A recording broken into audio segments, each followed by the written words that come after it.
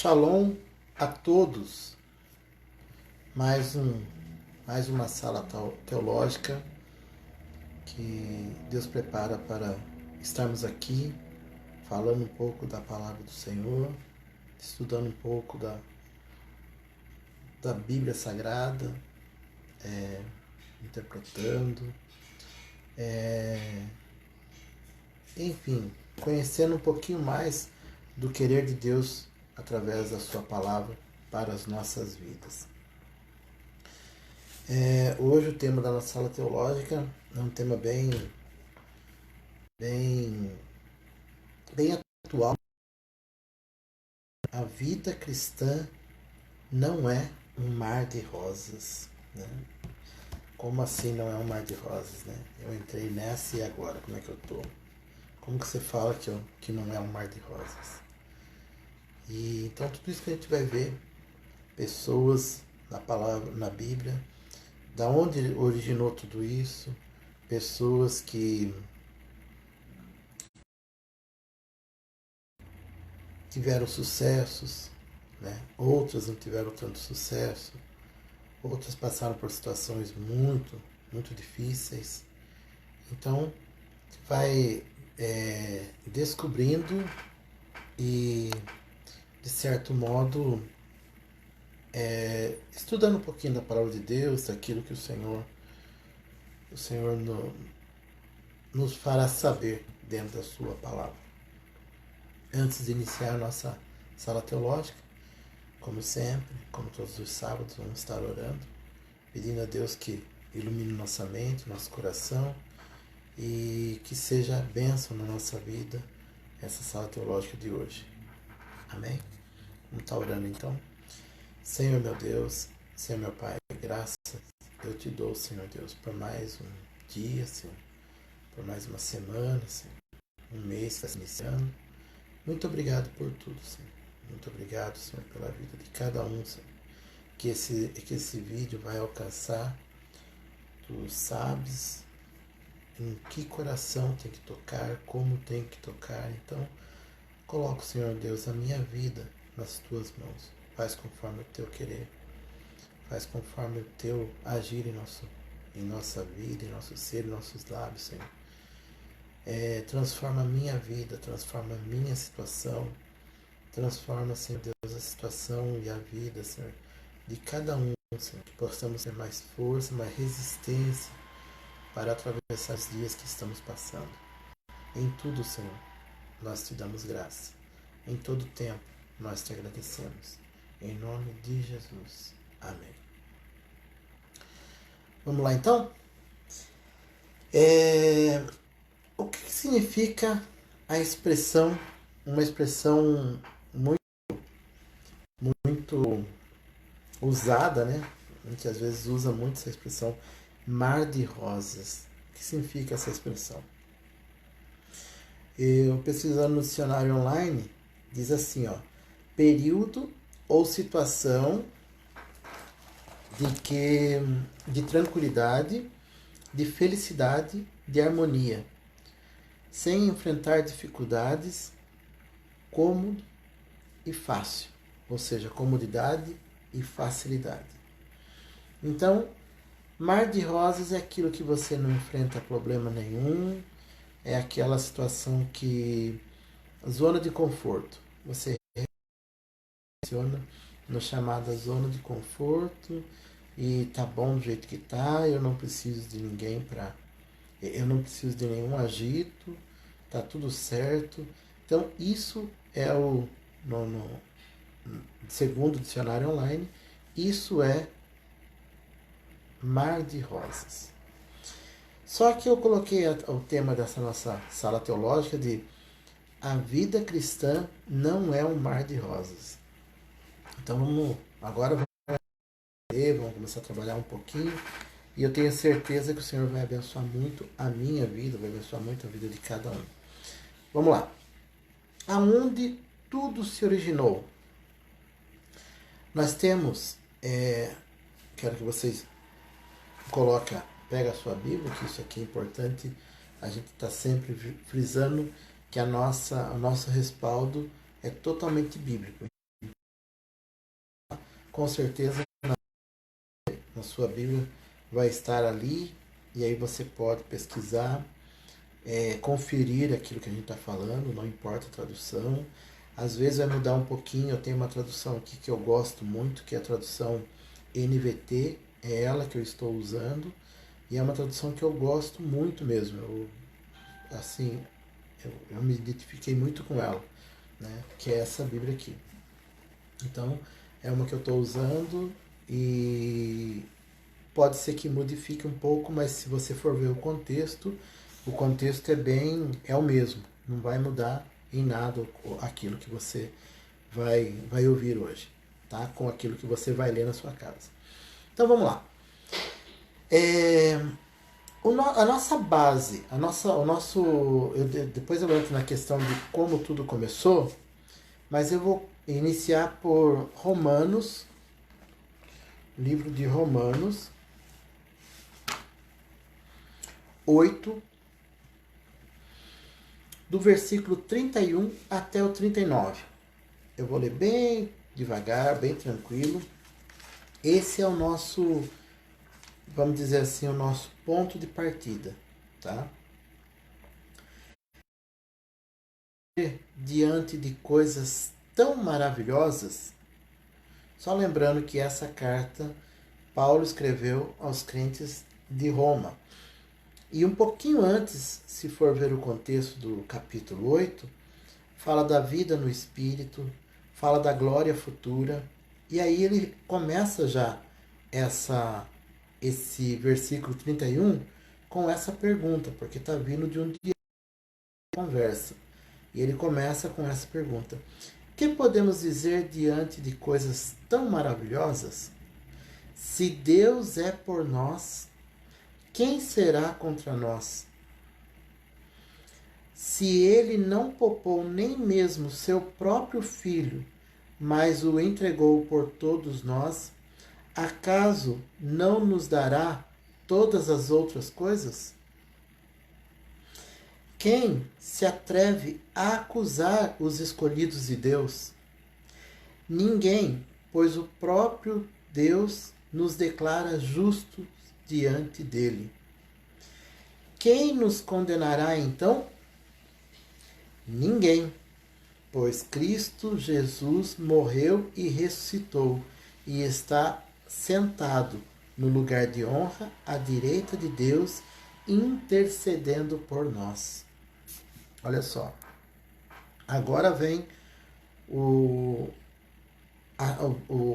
texto-chave para a nossa conversa de hoje. O que nos separará do amor de Cristo? Serão as aflições ou calamidades? Perseguições ou fome? Miséria, perigo ou ameaças de morte? Como dizem as Escrituras, por causa de ti enfrentamos a morte todos os dias. Somos como ovelhas levadas para o matadouro. Mas, apesar de tudo isso, somos mais que vencedores. Olha só, presta atenção nessas palavras que a gente vai comentando. Mais que vencedores. Tudo isso a gente vai comentar daqui a pouco. Por meio daquele que nos amou.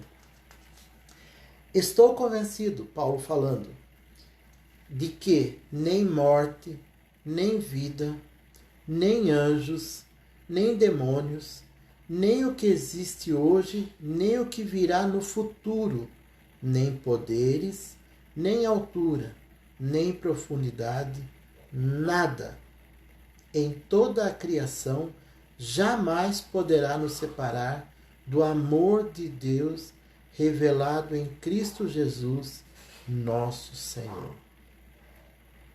É muito bonito, é muito forte isso aqui, é muito lindo. Essa é uma das passagens talvez mais linda da palavra, que nos assegura que a nossa vida, olha que interessante, nos assegura que a nossa vida não vai ser um mar de rosas, mas que nós vamos vencer. Isso que é o mais interessante, ó. A nossa vida não será um mar de rosas, porque Ele colocou todos os tipos de situações. Você pode passar fome, você pode passar perseguição, você pode passar calamidade, você pode passar angústia, você pode passar o que for. Nada disso nos separará do amor de Deus. Então, aqui começa o sentido da nossa sala teológica. A vida cristã não é um mar de rosas. Tem muita gente que pensa, eu vou numa igreja, aceito a Jesus, me batizo e o batismo se torna aquela porta de entrada para que tudo resolva-se na minha vida. Não. A gente vai falar um pouquinho sobre isso. O batismo é apenas uma profissão pública, um confessar público, que a partir daquele momento não é mais você que vive, mas Cristo vive na sua vida.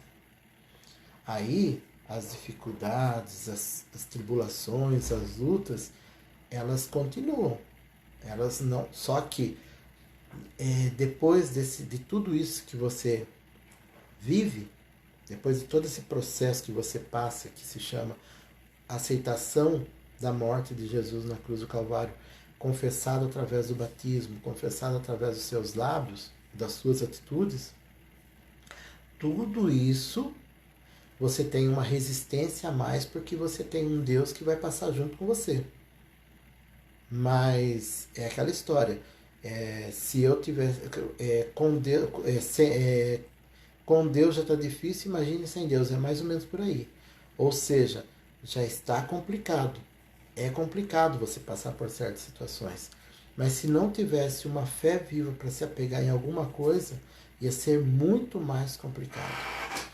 Por causa disso que muitos acabam tirando a própria vida.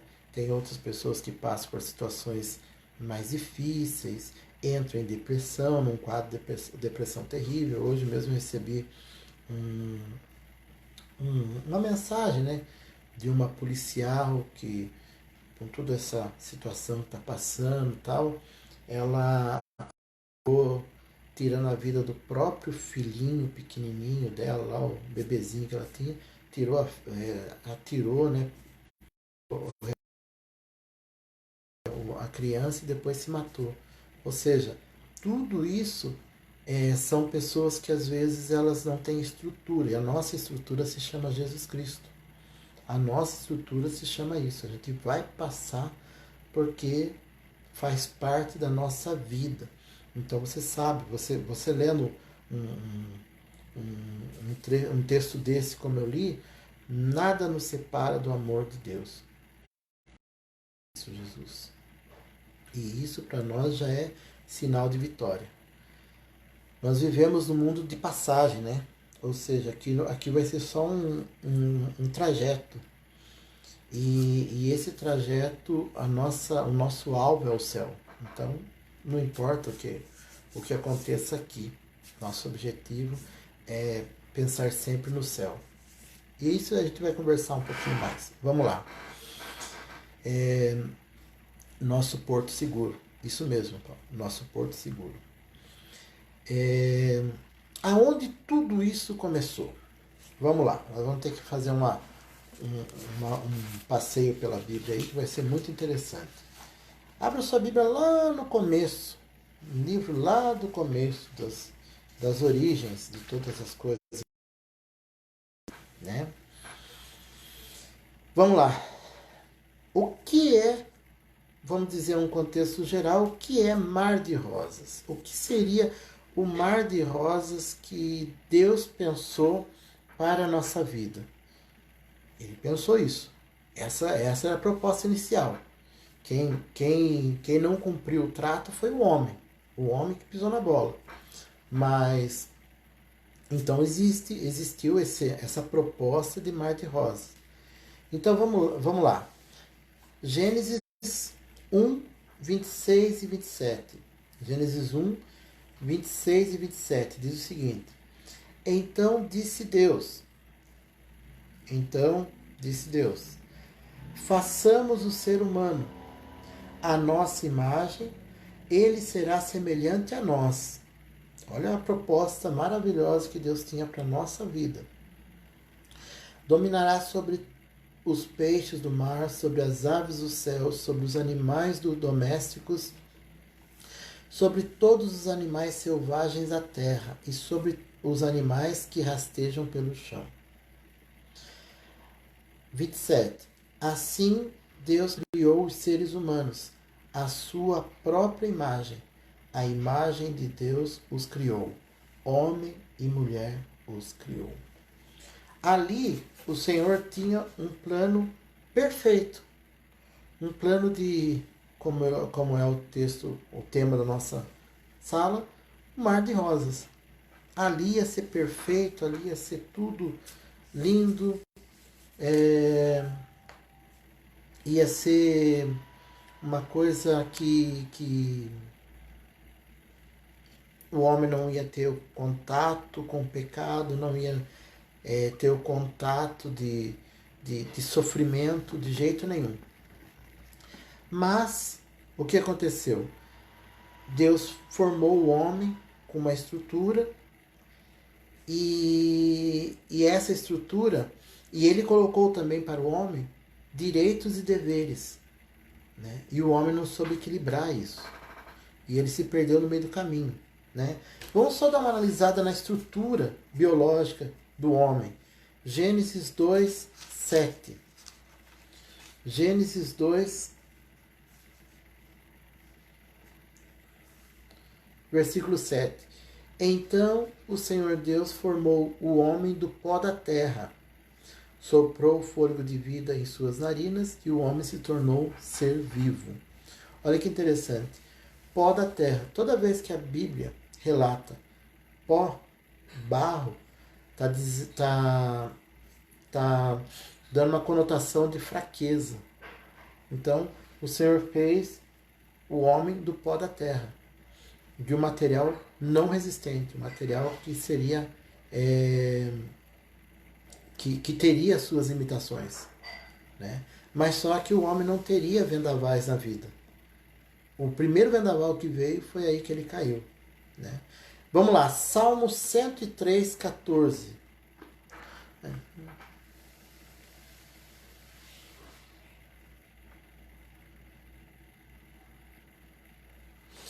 Vamos lá, Salmo 103, 14.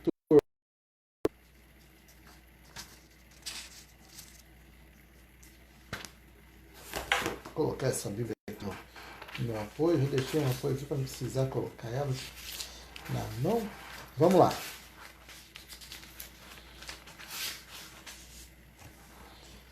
Salmo 103, 14 diz o seguinte: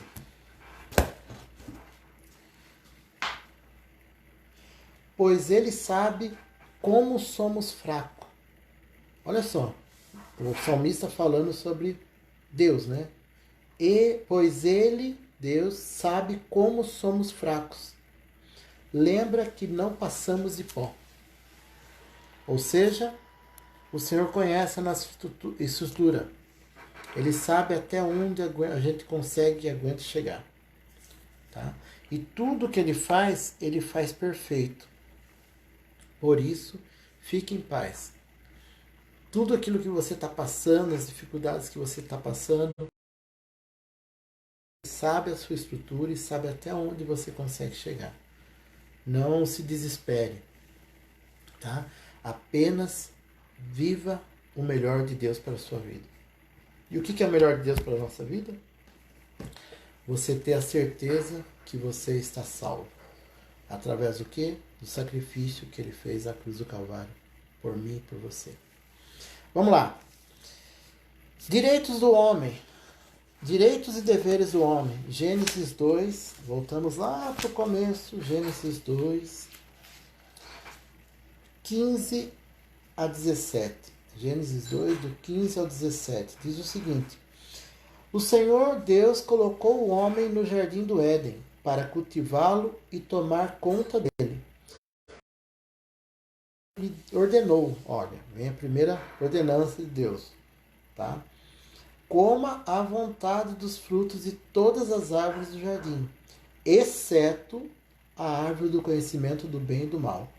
Se você comer desse fruto, com certeza morrerá. Olha que interessante. Aqui estavam os direitos, você pode comer à vontade, né? E o dever, só vai proteger aquela. Aquela você não toca a mão. E foi justamente naquela que o homem caiu, né? E é muito triste isso, porque foi o livre-arbítrio que Deus colocou nas mãos do homem que fez ele pecar. Então, aproveitar a liberdade é uma coisa interessante, né? Às vezes o patrão chega para você, por exemplo, vamos citar um exemplo aqui, e fala assim, ó, se você quiser esticar um pouquinho mais o seu horário de almoço, você pode esticar, depois você, sem problema nenhum, tal. Aí você aproveita logo e dobra o seu horário de almoço, né? Então, é aquela história de você, a liberdade que vira uma libertinagem, né? Que você... E aqui foi o erro do homem, ele já tinha tudo ali, ele tinha só que cuidar da terra, lavrar a terra, bem tranquilo, numa boa, sem estresse, sem aflição, sem desespero. Mas aí, de repente, o Senhor fala, tudo você pode comer, você pode provar à vontade, mas essa daqui não, e foi justamente naquela. Vamos lá? Gênesis 3:6, certo? Gênesis 3:6 diz o seguinte, a mulher viu que a árvore era linda e que seu fruto parecia, desejou a sabedoria que ele lhe daria. Olha só, que estrago. Por que querer sabedoria, sendo que lá atrás nós já falamos que o Senhor fez a imagem e semelhança dele, né? Então já seria perfeito, estava tudo em ordem, estava tudo bonitinho e tal. Mas aí ela desejou a sabedoria que ele lhe daria. Ele quem? O fruto. Assim tomou do fruto e o comeu. Depois deu ao marido que estava com ela, e ele também comeu. Olha só. Então ali foi a entrada do pecado. O pecado seria comer o fruto? Não, o pecado foi a desobediência daquilo que Deus tinha orientado. O que Deus orientou, o que Deus falou já estava falado. E eles foram da situação. Como tudo, né? Cada ação tem sua reação, né? Nós tivemos a consequência do pecado. Vamos lá? Gênesis 3, 17 ao 19. Gênesis 3, do 17 ao 19. As consequências quando Deus olhou para o homem e falou lá. E ao homem ele disse. Ele quem? Deus. E ao homem Deus disse. Uma vez que você deu ouvidos à sua mulher e comeu da árvore cujo fruto ordenei que não comesse, maldita é a terra por sua causa. Olha onde começou todos os nossos desesperos que hoje nós vivemos. Maldita é a terra por sua causa. Por toda a vida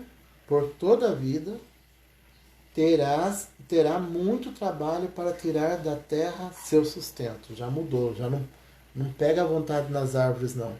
Agora você já tem que sofrer para, com muito sacrifício, tirar o sustento da terra.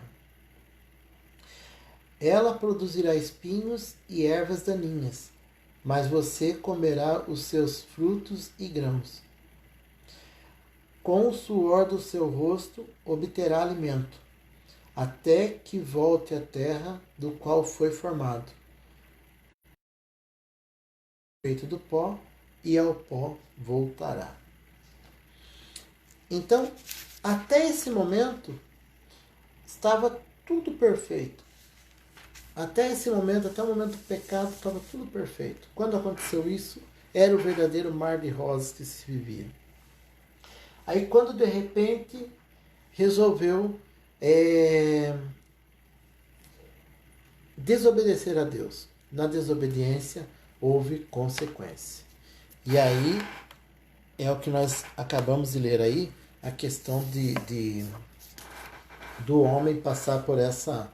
Agora ele tem que trabalhar, ele tem que com o suor do seu rosto, vai comer o seu pão. Uma parte muito legal que eu achei interessante na hora que eu estava lendo sobre isso aqui, ó. Toda a vida terá muito trabalho para tirar da terra seu sustento. Olha que interessante. Ou seja, não vai ser fácil. Então, mesmo que você se esforce, mesmo que você, né? E a gente está vendo o quanto é difícil, né? E nisso, nós também tivemos aí nessa consciência do bem e do mal, nós também temos uma outra consciência, de certo modo, negativa. Que até então, eu acredito que o ser humano não tinha ambições. Porque todo mundo, a ideia era o jardim. Então o jardim era o máximo ali, ou seja, não existia ambições. Quando passou ao pecado, aí nós já tivemos ambições. Aí eu tenho que correr atrás, eu tenho que estudar mais para conseguir um melhor salário, eu tenho que trabalhar em 4, 5 empregos para conseguir uma estabilidade legal. Aí eu tenho que. Aquele carro já não me serve mais, eu tenho que trocar de carro. Aquela casa já não é o suficiente. Então daí entrou uma proposta no coração do homem, pensando nessa questão do bem e do mal, que nunca está tudo bem. Que sempre você precisa correr atrás de mais alguma coisa. E foi nessa perspectiva, tudo isso aconteceu por quê? Por causa da entrada do pecado na vida do homem. Então, o homem pecou e agora nós vivemos essa situação que ninguém está contente com o que tem, então está sempre buscando mais e sempre ansiosamente, gananciosamente, né? Não vou nem dizer ansiosamente, vou dizer gananciosamente, né? Procuram mais. E uma das dificuldades da vida se tornar um mar de rosas é justamente isso, né? Que você nunca está satisfeito com o que você tem. E aí você sempre tem que estar jogando, lutando por cima e sempre estar numa coisa e você esteja na frente, né? Não era isso que Deus pensou para nós. Porém, infelizmente, é isso que nós vivemos hoje, né? Bem, a condição humana a partir do pecado, como que foi? Gênesis 3, 22. Antes que o pessoal Apocalipse, não. Não esquenta a cabeça. É só uma estrutura aqui para que a gente possa entender um pouquinho mais. Gênesis 3, 22 diz o seguinte: Então o Senhor Deus disse: Vejam agora os seres humanos. Isso o Senhor estava falando lá no céu, né? Ele fala com o aqui, conforme a gente sempre vê a palavra de Deus fala, façamos o homem. Esse façamos já dá a entender que Jesus Cristo e o Espírito Santo já estavam atuando, né, juntamente na formação do mundo. E aí ele coloca aqui, ó, então o Senhor Deus disse a quem? A Jesus e ao Espírito Santo: Vejam, agora os seres humanos se tornaram semelhantes a nós, pois conhecem o bem e o mal. Se eles tomarem do fruto da árvore da vida e dela comerem, viverão para sempre. Imagine só, se hoje você vive aí, vamos dizer aí, em média de 40 anos, sei lá, um pouquinho mais, um pouquinho menos, você já vê pessoas aí que eu vou citar um exemplo bem doido. Você vê pessoas novas que sofrem de depressão, infarto, uma coisa e outra. Por quê? Por causa da ganância, da correria. Às vezes não é isso, mas a maioria das vezes é aquele desenfreado, aquela coisa desesperada para conseguir obter lucros, obter sucesso na vida. E imagine se isso fosse eterno, que ninguém chegasse a ter esse breakout, né, na vida, a coisa ia descambar longe e seria terrível, né? Então, o que Deus fez aqui, como tudo que ele faz perfeito, ele falou, não, temos que interromper isso aí. Que se agora, do jeito que eles se encontram, conhecendo bem e o mal, sabendo o que é bom e o que é ruim, vamos pensar dessa forma, eles vão se perder muito mais no meio do caminho. Então nós temos que interromper isso aí. E daí interrompe o ciclo da vida. E essa ideia, eu estou sendo bem pontual, e qualquer dúvida pode perguntar, nós estamos aqui à disposição, mas essa ser o bem ou o mal fez a ganância do homem também aflorar cada vez mais. Né?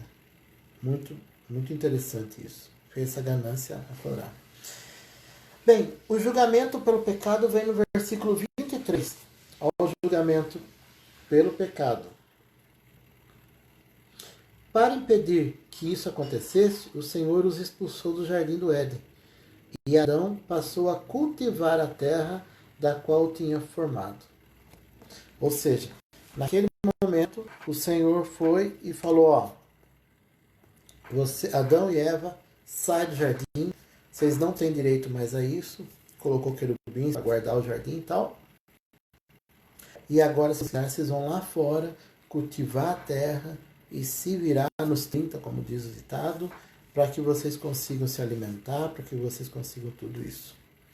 E por isso, e isso acirrou muito, muito, muito mais a questão do mar de rosas que se acabou ali na hora do pecado, e aí nós vivemos uma outra situação. Agora, infelizmente, cada um tem que suar, tem que correr atrás, porque o negócio é feio. E vamos chegando aí, vamos mais adiante. Em tudo, Deus é muito bom. E Deus deu um escape para a humanidade. Esse escape se chama Jesus Cristo. Vamos lá em Gálatas 1:4. Agora já pulamos de Gênesis lá para Gálatas. Agora a gente vai andar um pouquinho pela Bíblia aí mais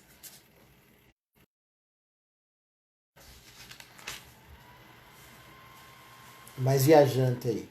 Vamos lá. Gálatas 1:4 diz o seguinte: Jesus entregou sua vida por nossos pecados, a fim de nos resgatar desse mundo mal, conforme Deus, nosso Pai, havia planejado. Olha só como Deus é maravilhoso. Ele falou, olha, o mundo descambou, eu preciso de um resgatador para esse mundo. E aí, o Filho de Deus, Jesus Cristo, se apresenta em disposição a esse trabalho. E nessa situação, esse foi o escape maravilhoso que Deus deu para nós. Infelizmente, alguns não aceitam. E esses que não aceitam vivem uma vida cada vez mais atribulada, uma vida mais desesperada, uma vida sem esperança. Nós temos a nossa esperança. Nossa esperança é um dia morar com Cristo no reino de glória. Essa é a nossa esperança. Esperança que as coisas vão melhorar, ou isso aí está tudo na mão de Deus, é Ele que sabe todas as coisas. Mas nós temos a esperança que um dia vamos entrar pelos portões celestiais e pisar em ruas de ouro, muro de jaspe, cristal, e ali a gente vai morar na nossa mansão celestial eternamente. Então, essa é a nossa esperança. Não estou preocupado qual seria a situação aqui. Não, a situação aqui é de menos. O que mais nos importa é o que nós vamos ter lá no futuro. E esse futuro é eterno. Então aí a gente volta de novo ao mar de rosas da nossa vida.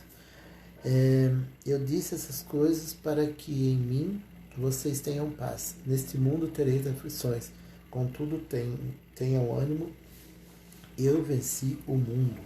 Esse versículo, inclusive, está na continuação aqui, um versículo maravilhoso, né, que fala justamente que, olha que interessante, Alexandre, olha que interessante, como que você, uma pessoa aceita Jesus, batiza numa igreja, sei lá, ou se não, de repente começa a frequentar uma igreja de forma bem assídua, e aí de repente, achando que as coisas vão melhorar, e ele se depara com um versículo desse: no mundo tereis aflições.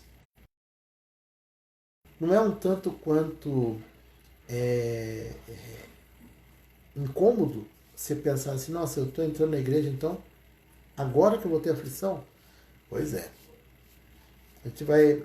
Eu não vou entrar no capítulo 11 de Hebreus, que é fantástico. Capítulo 11 de Hebreus eu não anotei, mas é fantástico. Tem uma lista ali que é maravilhosa, de pessoas que passaram por situações muito difíceis e ainda não receberam lauréus aqui, né? Lauréis, né? Aqui. Não tiveram benéfice nenhuma aqui no mundo. Mas a certeza é que estão com Cristo na glória. Então, é essa a nossa.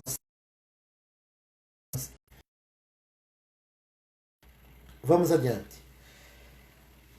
Em todo esse quadro que nós vivemos hoje, principalmente, uma das coisas que nós mais sentimos, ou pelo menos as pessoas mais comentam conosco, à medida assim que a gente vai conversando, é o medo. Como vai ficar a situação, como vai ser pós-coronavírus, como que vai ser o dia de amanhã, como vai ser, não sabemos. Mas vamos abrir lá em Salmo 56, 3. Salmo 56, 3. Diz o seguinte: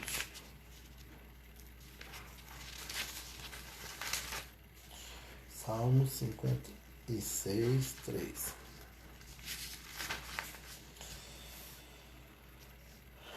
Quando eu tiver medo, porém, confiarei em ti. O salmista falando um salmo, salmodiando, cantando, né? Adorando a Deus com um louvor, um hino, e nesse hino tinha esse verso: quando eu tiver medo, porém, confiarei em ti. É essa a nossa perspectiva. Com relação ao medo, vai vir? Vai. O medo tem que vir, nós somos humanos, né?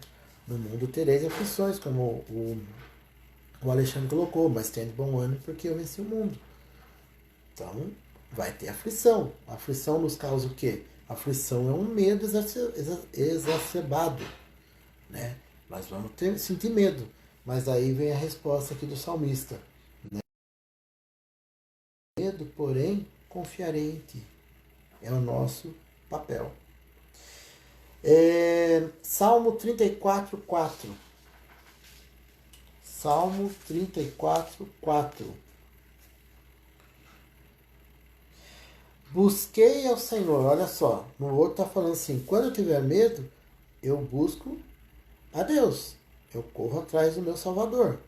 Aí vem esse aqui, ó, busquei o Senhor e Ele me respondeu, livrou-me de todos os meus temores.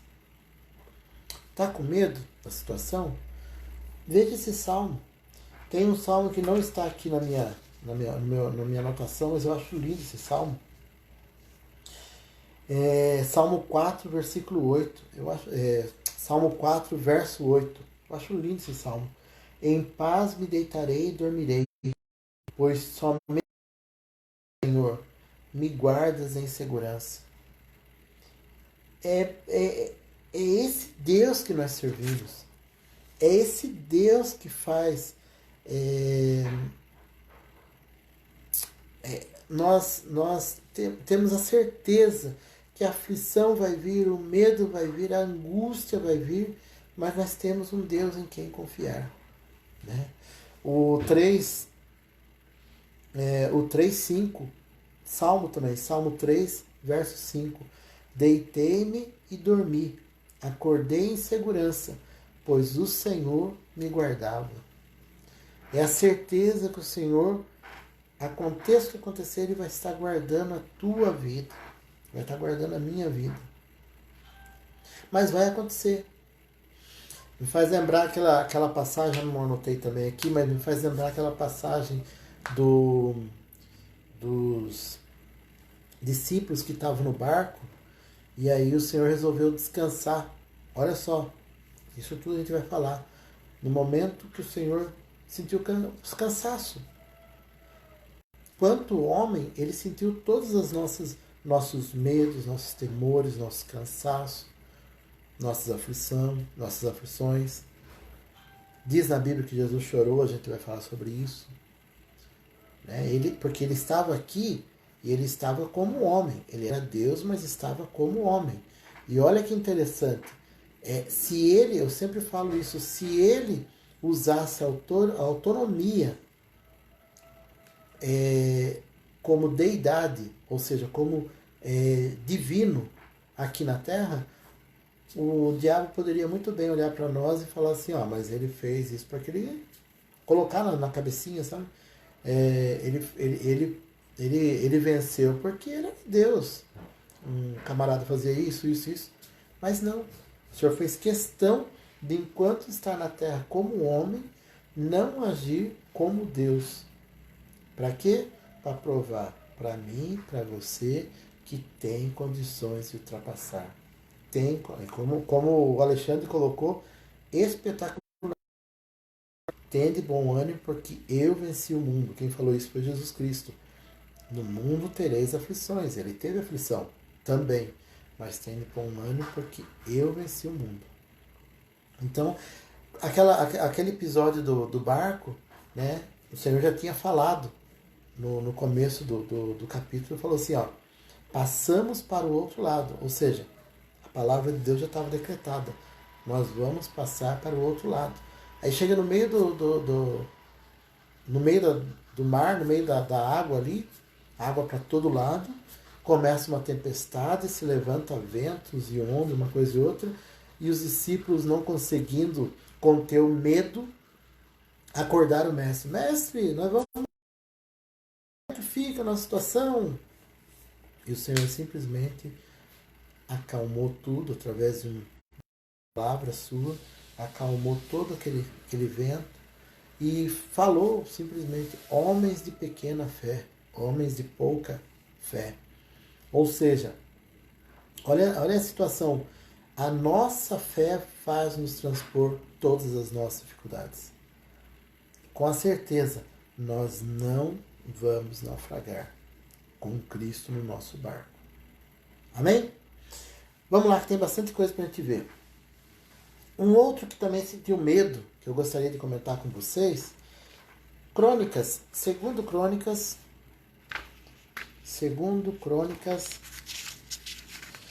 20. É uma passagem muito bonita, eu gosto muito dessa passagem.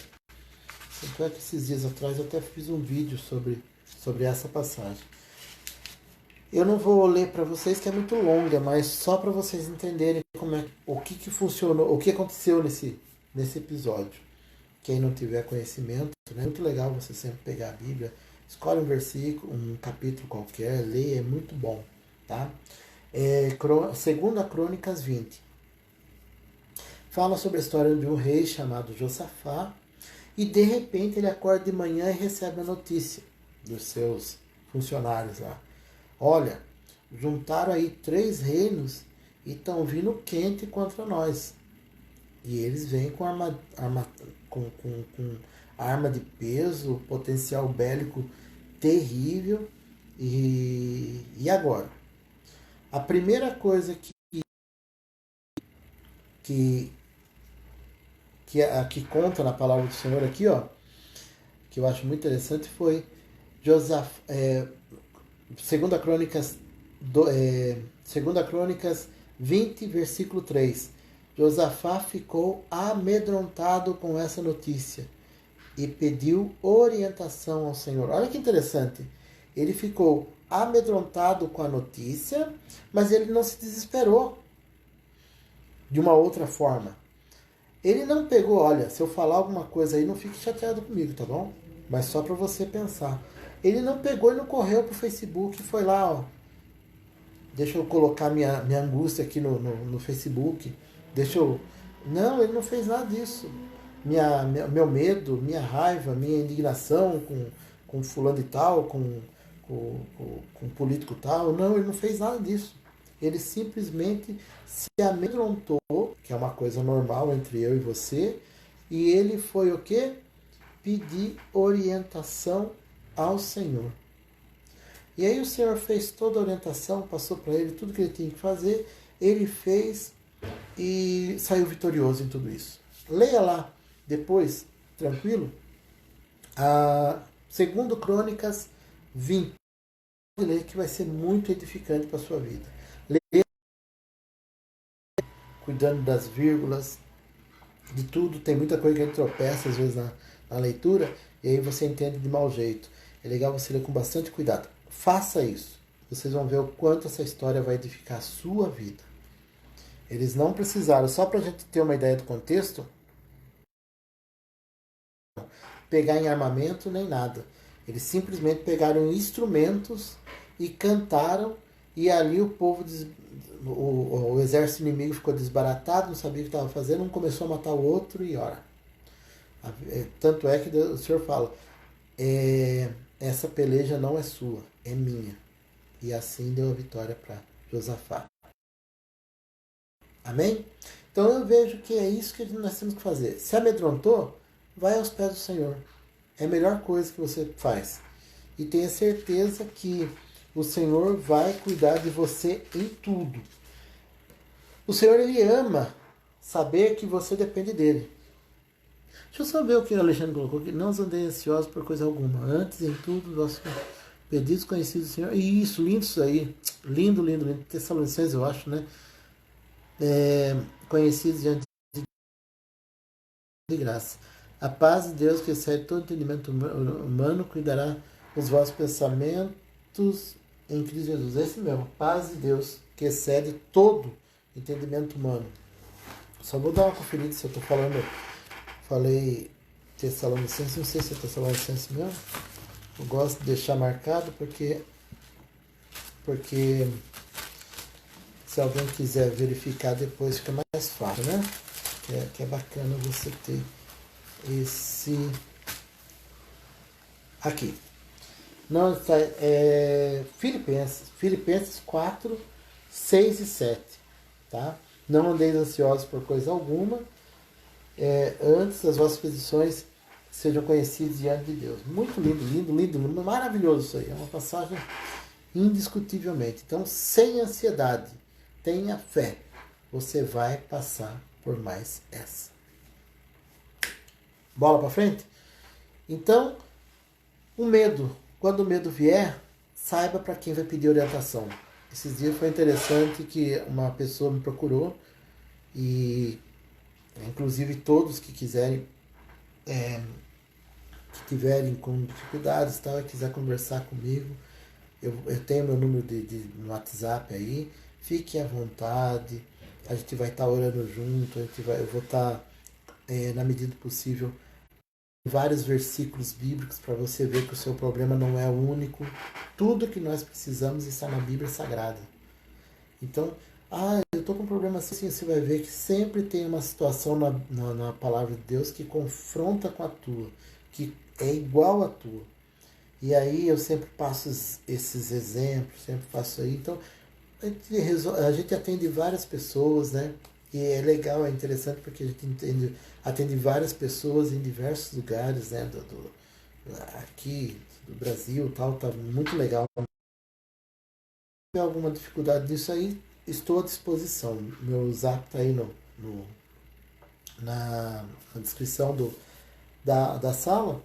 Então fique à vontade. Mas voltando ao nosso assunto, e eu falei justamente para ela, falei, peça, dobre o joelho, peça a Deus, mas a Deus somente, tá? Nada contra, mas peça a Deus. É Ele que, nesse teu problema, é Ele que vai intervir. E vai vir com uma graça maravilhosa que você nem imagina. E qual foi a nossa surpresa? Que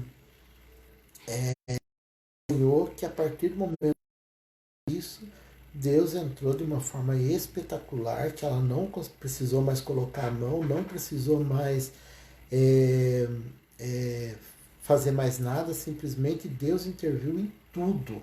Ela não foi como o caso de Josafá, ele não precisou pegar em arma, não precisou falar, não precisou gritar, não precisou espernear, não precisou ir no Facebook correndo tudo, não, simplesmente Deus apareceu, mas conforme ela pediu para ele, tá? Então, mas quem tiver alguma dificuldade e tal, estou aí à disposição para atender. O Senhor sempre estará conosco. Aqui nós vamos ver, eu quero falar uma história que é muito traz a própria preocupação, basta cada dia o seu mal. Alexandre, esse versículo também, Mateus 6, 30.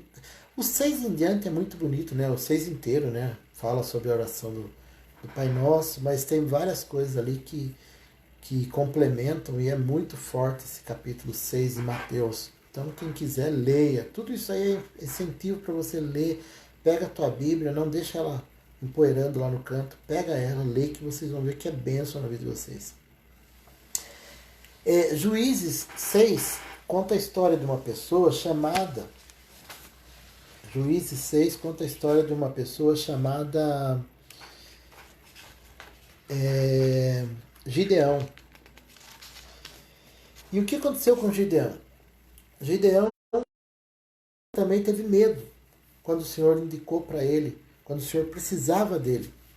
Ele falou, mas eu não posso, eu não tenho condições, eu sou o mais novo, estou numa tribo desfavorecida, tal. E o Senhor falou para ele, vai que eu sou contigo.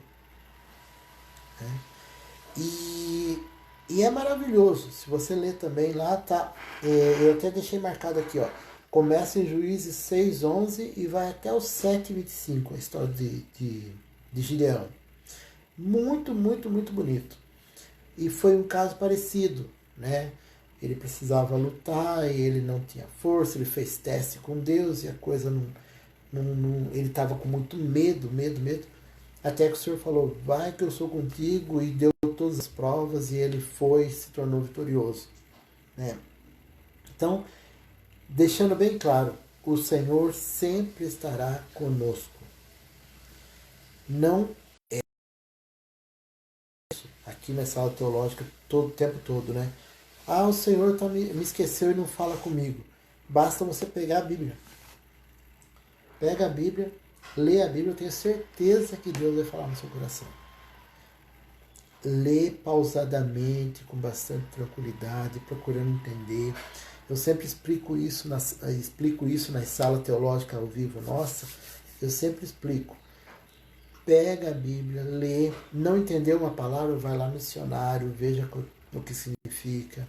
Procura fazer um estudo da Bíblia Sagrada. Pega uma carta curta, ou um versículo curto, ou um capítulo curto. Faça esse teste. E o Senhor vai começar a falar muito, muito, muito lindo na vida de vocês. Ontem mesmo eu estava lendo uma coisa que eu li já muitas vezes e inúmeras vezes, né? E ontem de uma forma maravilhosa comigo, no período da manhã. Então, justamente porque é aquele cuidado de você ler mastigando, tentando entender cada coisa que você está lendo. E o Senhor fala. É fantástico mesmo você falar. Eu não acredito, mas o Senhor fala. Vamos lá. Então o Senhor sempre será conosco. A Juízes 6, que fala a história de Gideão, E agora eu vou fazer um negócio que dificilmente eu faço. Quer dizer, dificilmente não, eu nunca fiz. Mas eu vou fazer hoje. Eu vou citar para vocês o Salmo 23. Em meu nome, todas as pessoas gostariam de agradecer pela sua disponibilidade e compreender o quanto é importante.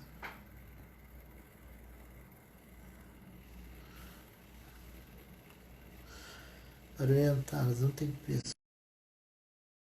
Nada. Do caminho correto. Glória a Deus, Thelma. Amém. Louvado seja Deus. É esse o nosso papel. Nosso papel é canal de bênção na vida de todos. Vocês são bênção na minha vida. Também, que eu busco cada dia mais a conhecer a palavra do Senhor, justamente para dar uma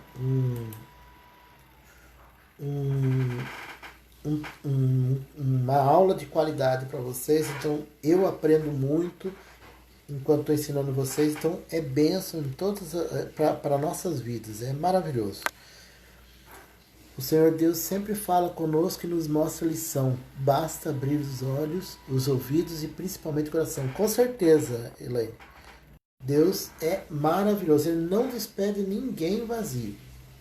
Né? Depois a gente vai ler sobre uma passagem que eu acho muito legal sobre isso, que fala que a palavra do Senhor não volta vazia. Bem, só mostrar para vocês, essa é uma Bíblia, Salmo 46, muito lindo. Deus nosso refúgio, fortaleza, socorro bem presente na hora da angústia. Isso! Vocês estão falando um monte de versículo aí, eu tô gostando de ver, tá? Errais por não conhecer as Escrituras e nem o meu poder.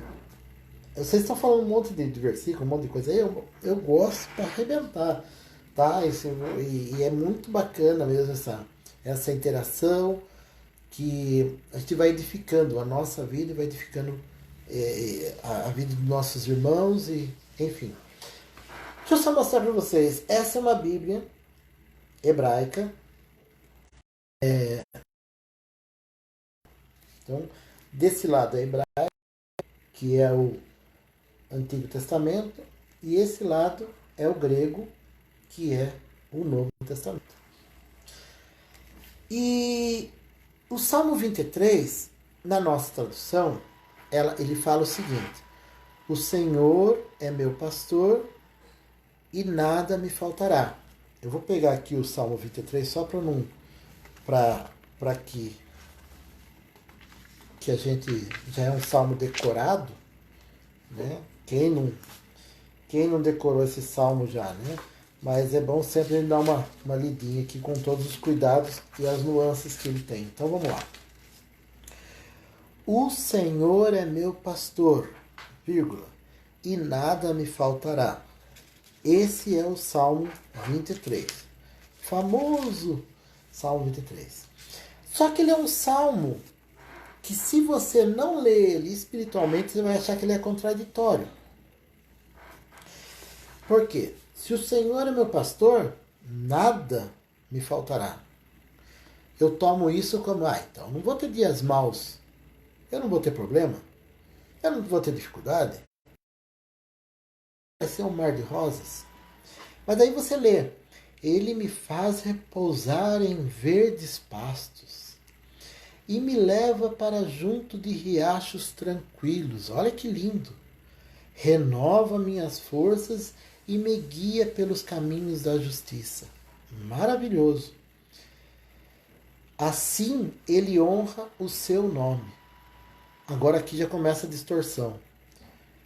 Mesmo que quando eu andar pelo vale escuro da morte, como assim? Se ele é o meu pastor e nada me falta, ele também não vai deixar eu andar pelo vale escuro da morte. Daí fala aqui, não terei medo, pois tu estás ao meu lado. A tua vara e o teu cajado me protegem. Preparas um banquete para mim na presença de meus inimigos. Unge a minha cabeça com óleo, meu cálice transborda.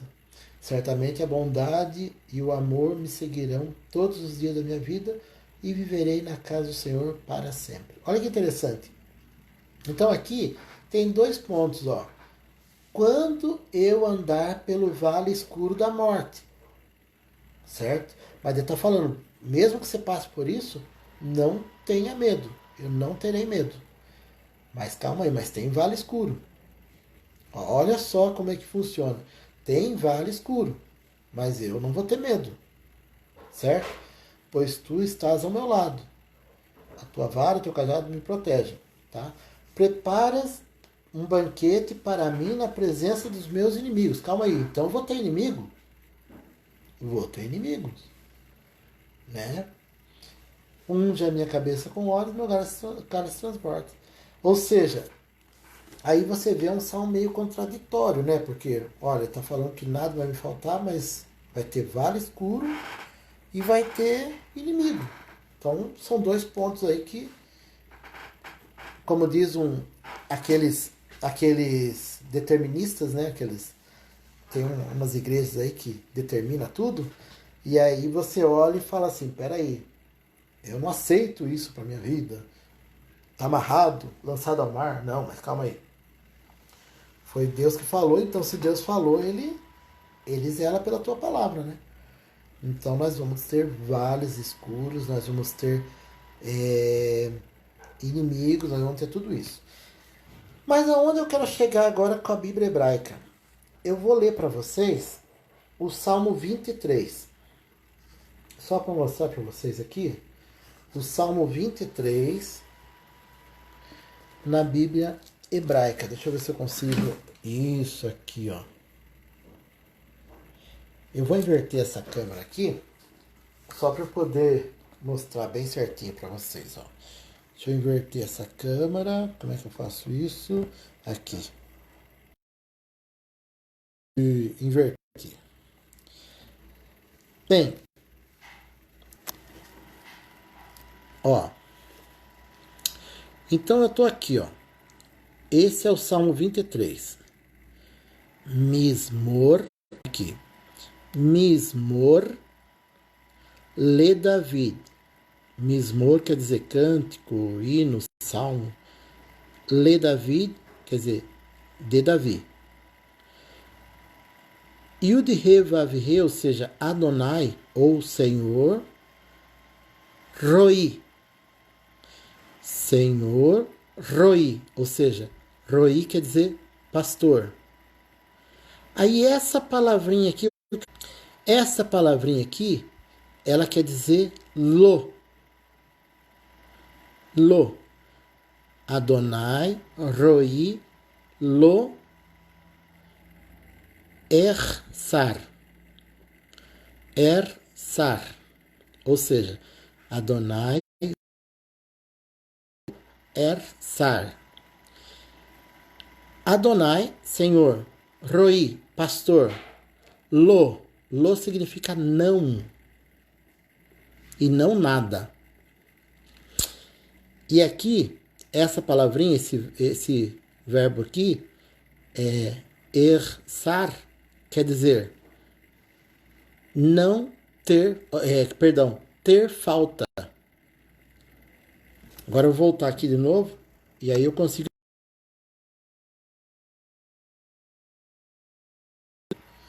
Bem, onde eu quero chegar com isso? Onde eu quero chegar com isso aqui?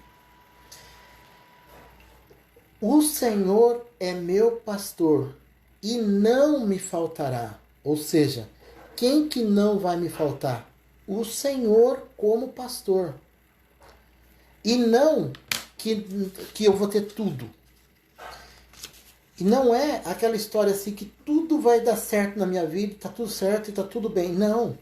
O Senhor é meu pastor e nada vai me faltar no sentido de eu não terei falta de nada porque eu tenho o Senhor comigo. Se eu tenho o Senhor comigo, eu não preciso de mais nada. Simples assim. Então, é só lembrar que essa questão da tradução em si, cada tradutor ele tem uma certa... É de certo modo um pouco complexo para ele fazer essa tradução ao pé da letra. Mas olha que interessante. Seria de certa forma eu até fiz uma anotação aqui da questão da tradução da seguinte forma: enquanto Yahvé ou Adonai, Yud He Vav He, né, que é o Jeová, for o meu pastor, nada me faltará. Ele vai estar sempre comigo. Ele vai estar sempre comigo. É Ele que não vai me faltar. Então, ao pé da letra, nós vimos lá: Senhor, pastor, não ter falta. Esse é o pé da letra.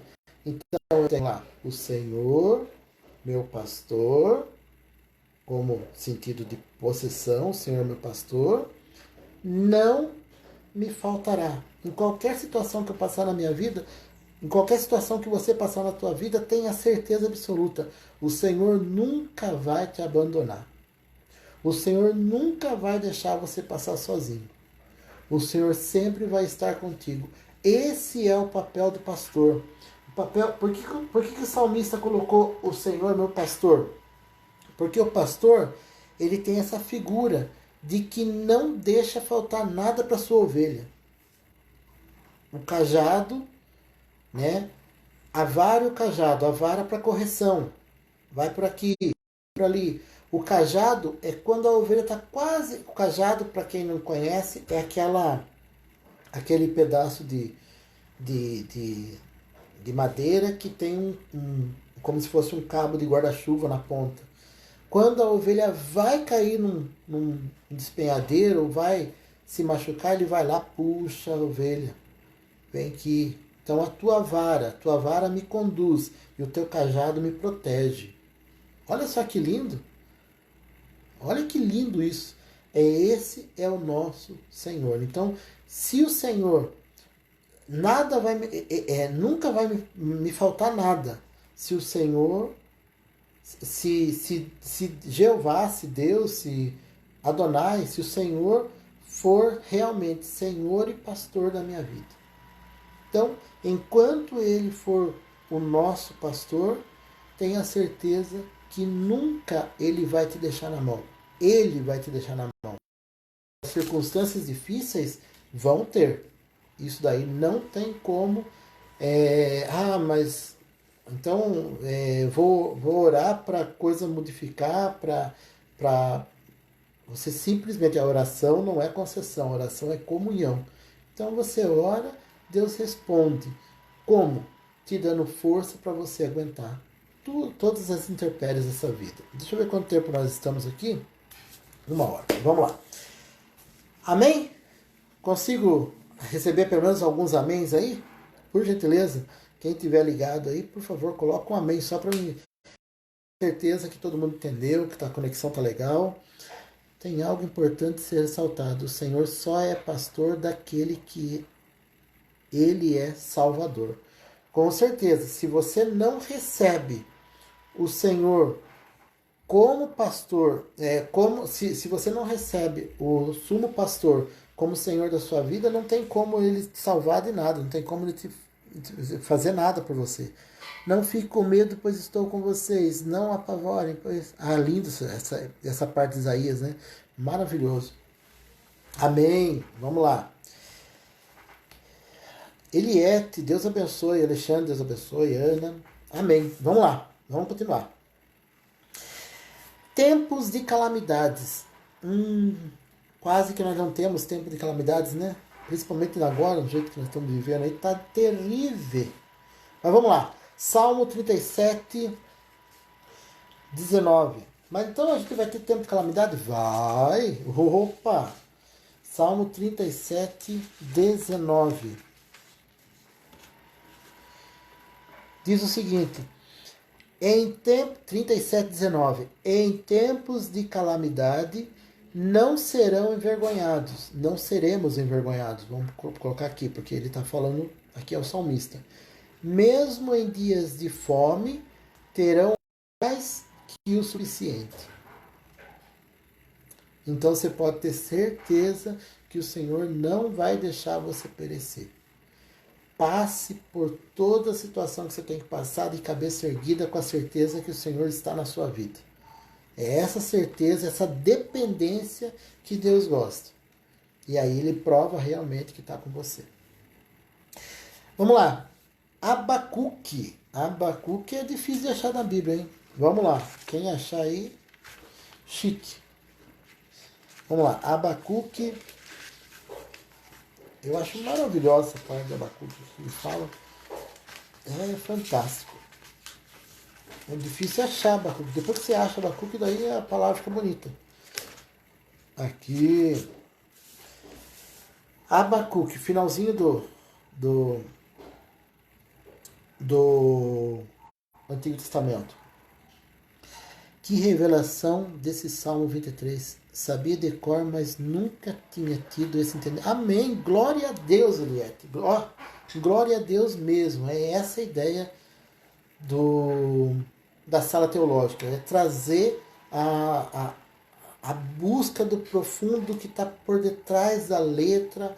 Eu gosto muito, eu pesquiso muito a Bíblia hebraica justamente para ter certeza daquilo que eu estou falando, se eu não estou falando uma coisa fora da contextualização. Então é bacana isso. À medida do possível é muito bom você fazer um curso de hebraico, um curso de grego.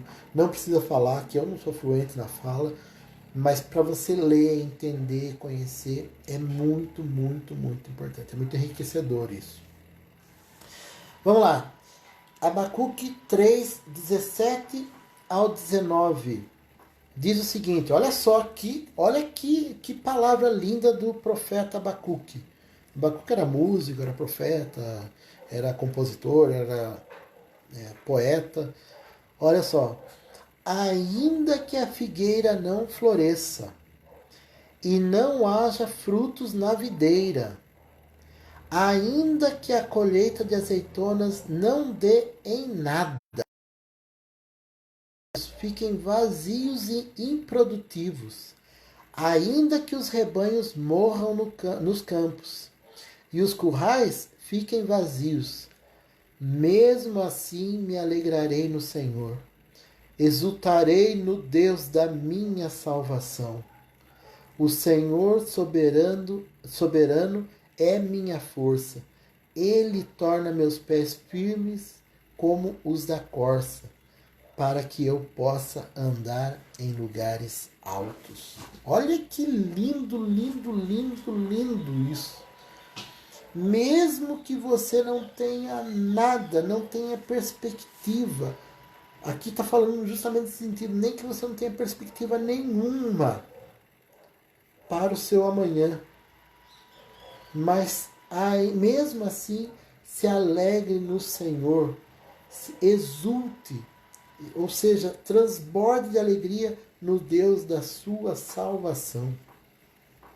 Tem alguns hinos, algumas coisas assim que o pessoal fala assim, né? O melhor está por vir, né? O melhor está por vir, porque enfim, o melhor já veio na cruz do Calvário por nós, por mim e por você. Esse é o melhor. O melhor agora que está por vir é a eternidade.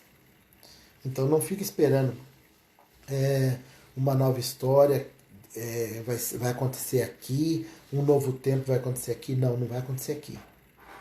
Tudo isso nós temos que nos remeter à vida nossa na eternidade. Glória a Deus por isso. Então, mesmo que aconteça tudo de ruim, tome isso como perspectiva positiva, porque o Senhor vai tirar você por cima, através da fé. Vamos lá. O resto... não, perdão, não é o resto não. É que a letra é um caso sério aqui. O justo espera no Senhor. O justo, vindo desse versículo de Abacuque, o justo espera no Senhor, mesmo quando tudo gera desesperança nesse mundo. Então, mesmo que gere desesperança nesse mundo, o justo, quem for justo na presença de Deus, espera nele. O Senhor Deus é bom. Em tempos difíceis ele salva o seu povo e cuida dos que procuram a sua proteção. Naum. Isso é interessante, Naum fala, ele prega contra Nínive, né? E é fantástica essa história, assim, show mesmo. Vamos lá. Jeremias foi pregador e ele passou, tanto é que foi pregador, profeta, tanto é que Jeremias era considerado, é considerado como um profeta chorão, né? Justamente por quê? Por causa da angústia que Jeremias vivia o tempo todo. E Jeremias 20, versículo 7, diz o seguinte, olha só. Jeremias 20, versículo.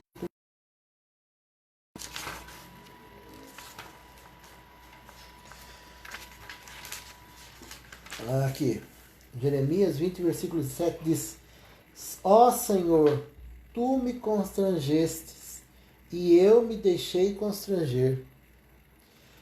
És mais forte que eu, e prevaleceste. Agora sou motivo de zombaria todos os dias. Todos riem de mim. Na outra versão tá: Senhor, eu vou até pegar outra versão aqui, que é muito legal essa história de Jeremias, porque ele fala, o Senhor fala para Jeremias se tornar um profeta, e ele vai com toda aquela ânsia, e aí ele viu que todas as profecias que Deus colocava na boca dele eram só para destruição, só para pegar pesado mesmo. E aí ele fala assim, ó: iludiste-me. Olha só, na outra versão tá constrangeste-me, né? Aqui tá: iludiste-me, ó Senhor, e iludido fiquei. Ou seja, ele achava que não ia ser tudo aquilo. Ele achava que ia ser um pregador hoje, vamos dizer assim, um itinerante aí que tal, né? Eis que vou te dar casa, comida, roupa lavada, toda. Só que não foi isso. Deus tinha um outro propósito para Jeremias. E aí ele falou: fiquei iludido, e agora como é que eu fico, né? E foi um profeta que passou por situações muito complexas, né? Porque ele apontava os erros da nação, né? Ele advertia que o julgamento estava próximo. Ele foi ridicularizado, zombado, sofrimento físico, ele passou por sofrimentos físicos, ele passou por prisões, solidão. Lá em Jeremias 16:2, fala que o Senhor falou para ele, né? Falou: Jeremias, você não casa. Então, ele fala, até ele, vamos lá, Jeremias 16:2, vamos até ver aqui, que é engraçado essa parte aqui, engraçado entre aspas, né? Engraçado porque não é comigo, como diz o ditado. Não se case nem tenha filhos nesse lugar. E aí ele fala justamente que ele não tinha ninguém para conversar, e era uma situação, e quando ele abria a boca era para dar paulada, e ficou uma situação muito difícil. E pense na angústia de Jeremias, né? Então ele também passou por essa situação. Vamos ler comigo lá, João 17:15. João 17:15.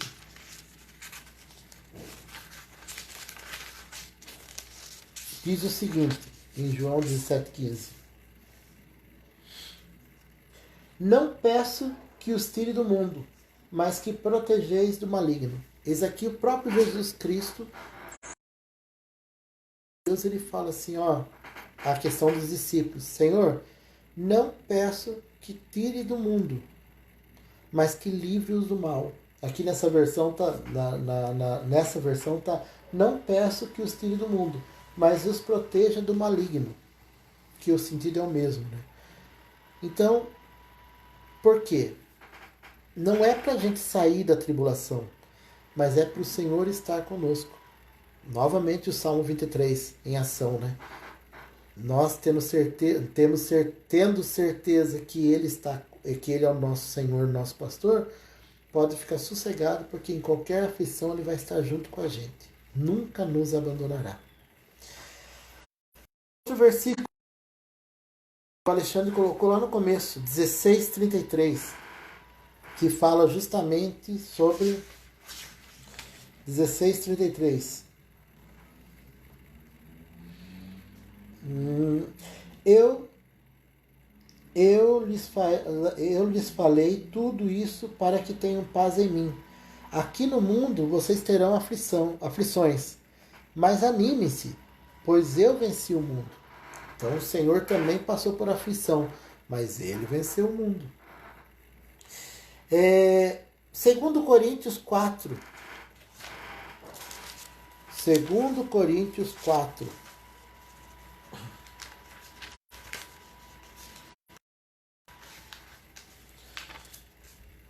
Do 7 ao 10. 2 Coríntios 4, do 7 ao 10. Agora nós mesmos somos como vasos frágeis de barro que contém esse grande tesouro. Assim fica evidente que esse grande poder vem de Deus e não de nós. De todos os lados somos pressionados por aflições, mas não esmagados. Ficamos perplexos, mas não desesperados. Somos perseguidos, mas não abandonados. Somos derrubados, mas não destruídos. Olha que lindo. Então, por tudo isso, e esse assim, agora somos como vasos frágeis de barro com esse tesouro dentro. Na cultura judaica,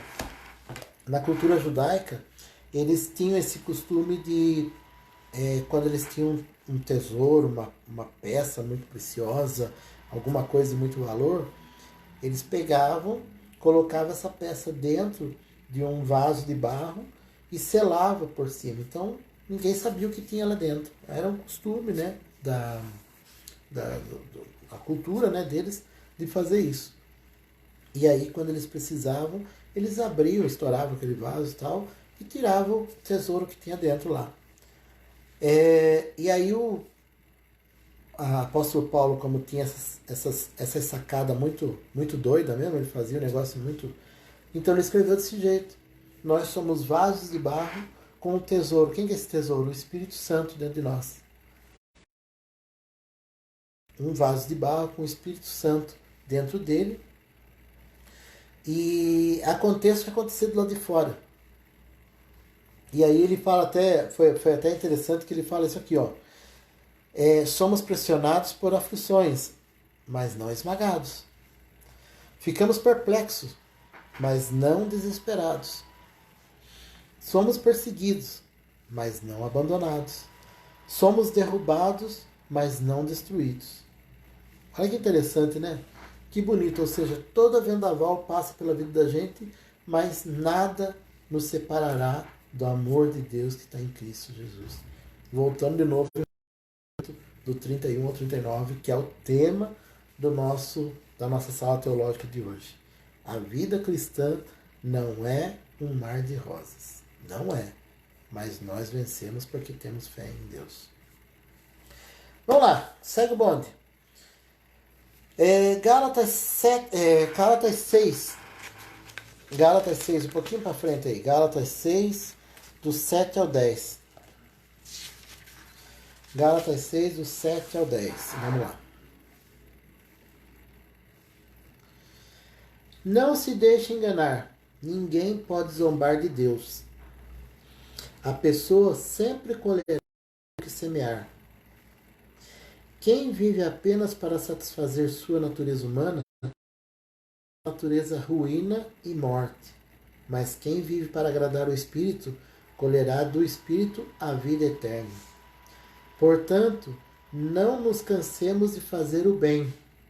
No momento certo, teremos uma colheita de bênçãos se não desistirmos.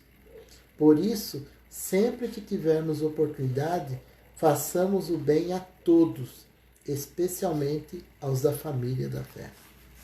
Ou seja, é a certeza que aquilo que a gente planta, aquilo que você plantar, você vai colher com toda certeza. Vamos lá. Paulo, olha só como você não é uma pessoa única que sofre. Olha só como o problema, o mar de rosas não rola só fora da sua vida, não. Vamos comentar sobre isso. Sofrimento de Paulo. Paulo sofreu e sofreu muito. Né? Vamos lá, 2 Coríntios 11, um pouquinho para trás aí. Algumas folhinhas para trás aí. 2 Coríntios 11, do 21 ao 27. É muito bonito esse trecho aqui, ó. Do 21 ao 27. Envergonho-me de dizer... Perdão. Opa, cadê? Aí. Envergonho-me de dizer que fomos fracos demais para agir desse modo. Em qualquer coisa que ele se orgulhar, mais uma vez falo como insensato. Ou seja, Paulo falando como insensato. Eu também me atrevo. Ele estava falando de um povo ali que estava perseguindo a igreja de Corinto e tal. Nem no contexto que fica bem interessante, mas eles são hebreus? Eu também sou. São israelitas? Eu também sou. São descendentes de Abraão?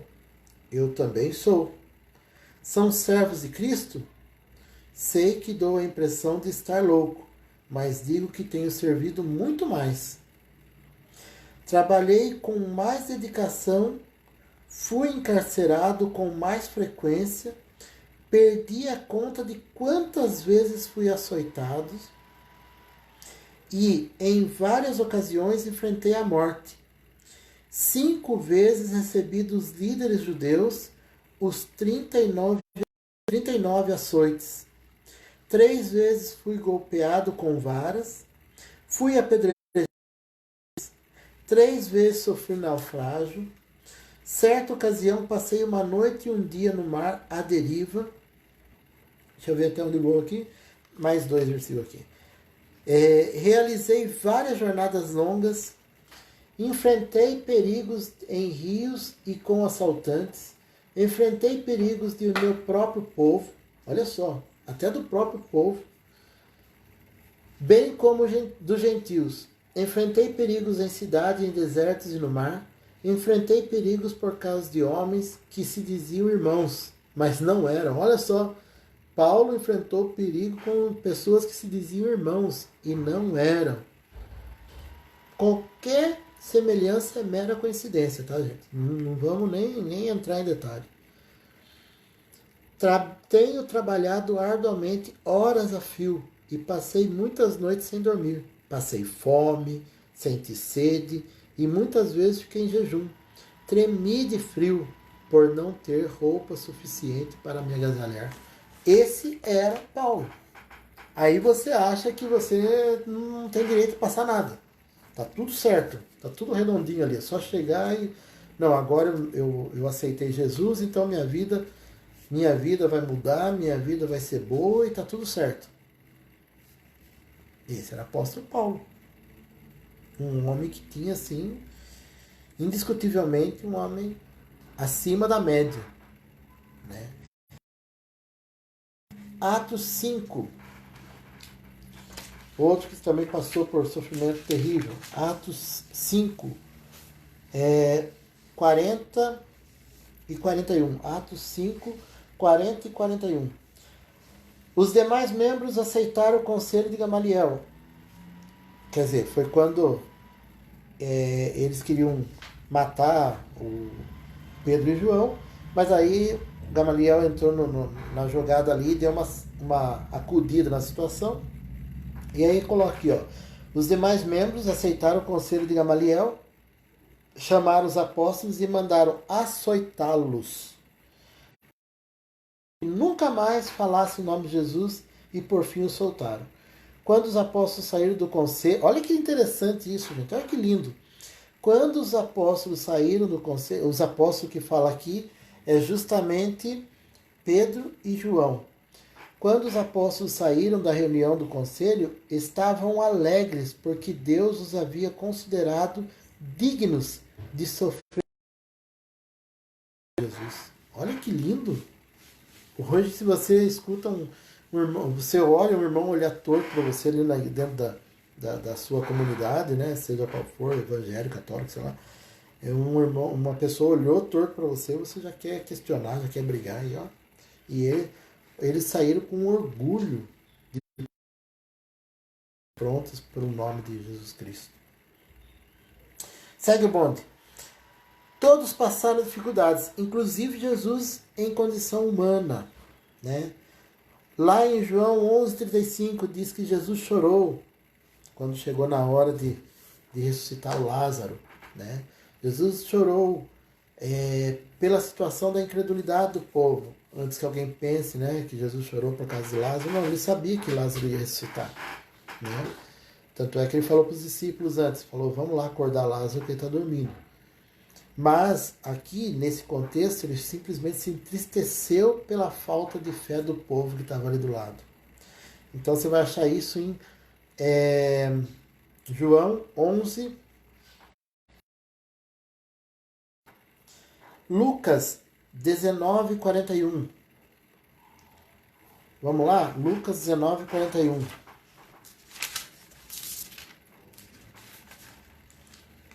Lucas 19:41.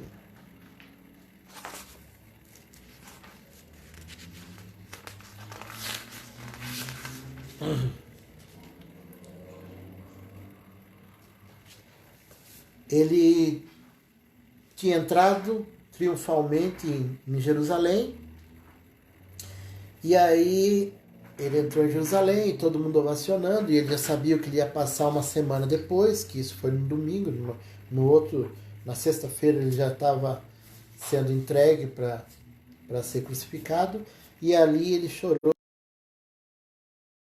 Você mata os profetas, você tal, quisera. Vamos ler para que não. Para ficar melhor entendido, 19:41. Quando Jesus se aproximou de Jerusalém e viu de tristeza, como eu gostaria que hoje você compreendesse o caminho para a paz, disse ele. Agora, porém, isso está oculto aos seus olhos, ou seja, vocês estão cegos e não conseguem ver isso. Chegará o tempo em que os inimigos construirão rampas para atacar os seus muros e as rodearão e apertarão o cerco por todos os lados. Enfim, e aí houve a destruição de Jerusalém, realmente, né? E tudo isso, o Senhor, com pesar dessa situação, ele chorou. Hebreus 5:7 também fala. Hebreus 5:7. Enquanto Jesus esteve na terra, ofereceu orações e súplicas em alta voz e com lágrimas àquele que podia salvá-lo da morte, e suas orações foram ouvidas por causa da sua profunda devoção. Ele já vinha com um propósito, né? E mesmo assim ele orou, ele chorou pelo povo. Enfim, no próprio Getsemane, né? O quanto ele chorou ali, chorou gotas de sangue, né? Suor se verteu em gotas de sangue por causa de angústia, né? Do medo, da aflição. Ele era homem, ele estava no formato humano, como eu falei. Então, ele era Deus, mas ali ele não estava agindo como Deus, porque senão hoje nós não teríamos a chance de poder dizer que nós venceríamos, né? Então ele fez tudo perfeito. Deixa eu ver que oração, acho que já passei bastante da hora, né? Vamos lá, deixa eu terminar aqui. Jesus sentiu fome, né? Então a gente fala assim, a vida vai ser um mar de rosa. Como assim? Mas até Jesus passou fome. Vamos lá, Mateus 21:18.